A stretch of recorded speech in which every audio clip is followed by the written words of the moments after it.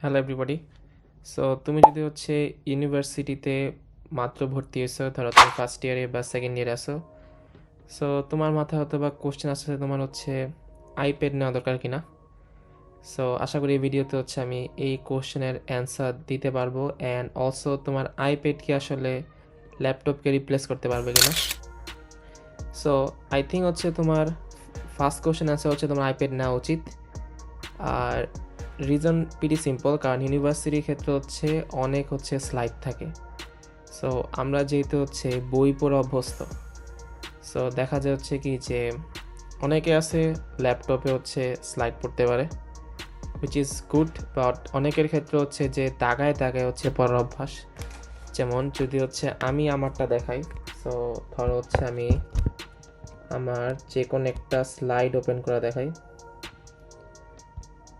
So এইটা mainly আমার একটা স্লাইড। সো আই থিঙ্ক দেখতে পারতেছো যে আমার স্লাইডে অনেকগুলো মার্ক করা আছে। সো আমার মানে ছোটোবেলা থেকে অভ্যাস বই দাগায় দাগায় পড়া। সো যদি আমি আমার যে কোনো একটা বই দেখাই, সো সামহাও ধরো এটাই দেখালাম। সো এইটা মেনলি আমার এইচএসসি লাইফের বই, যেটা সো আমি অলওয়েজ কি বই দাগায় পড়তে পছন্দ করি।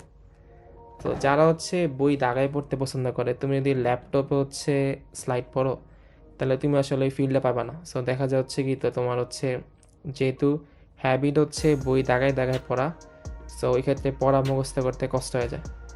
সো যদি তোমার এরকম দাগায় দাগায় পড়ার অভ্যাস থাকে, তো তোমার ডেফিনেটলি টাইপের নেওয়া উচিত। সো সেকেন্ড যে তুমি আচ্ছা আইপ্যাডে ক্লাসে নোট নেওয়া কি না।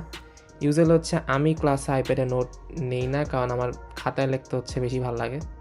আমি ট্রাই করছিলাম নেওয়ার জন্য নোট, বাট আমার বেশি একটা ভালো লাগে না। বাট তুমি চাইলে অনেকগুলো নোট মানে টেকিং অ্যাপ আছে। সো তুমি চাইলে তোমার ক্লাসে নোটগুলো আইপ্যাডে নিতে পারো। সো ওই ক্ষেত্রে নোটগুলো অনেক বেশি অর্গানাইজ থাকে।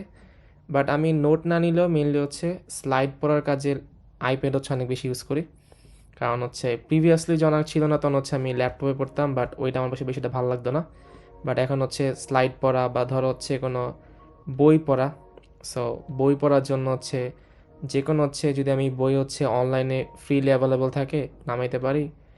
সো ওই বইগুলো মেনলি আমি, যেমন একটা বই আছে যে মেবি বইয়ের নাম maybe still like an artist. So ওই বইটার পিডিএফ আমি অ্যাপে আমার আইপ্যাডে নামায় পড়ছিলাম। সো তুমি চাইলে অন্যান্য যে বইগুলো আছে ওগুলো আইপ্যাডে পড়তে পারো।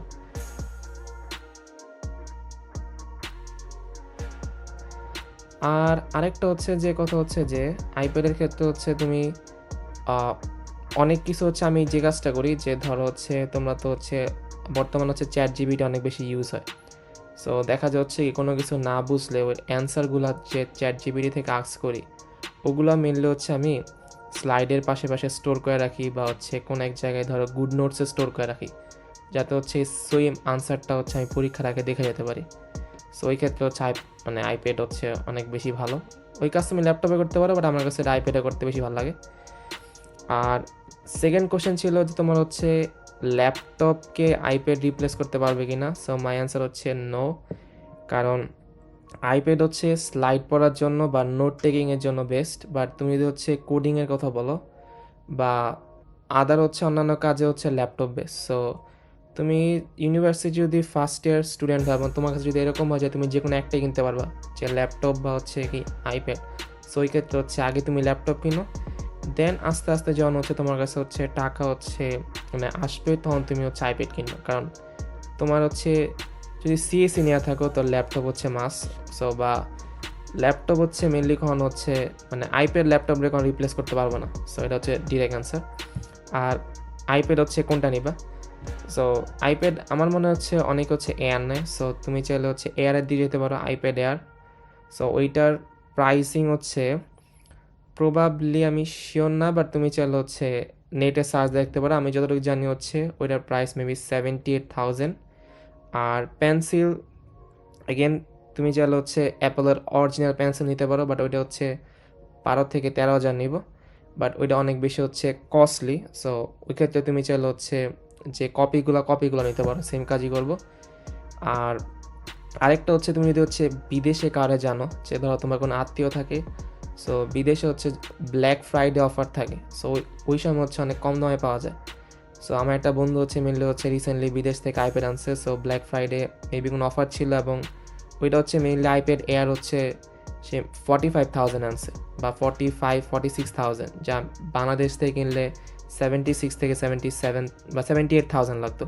সো কোনো যদি বিদেশে আত্মীয় নাই থাকে, সো তাদের চাইলে হচ্ছে বিদেশ থেকে আনতে পারো, ওটা সাশ্রয়ী হবে।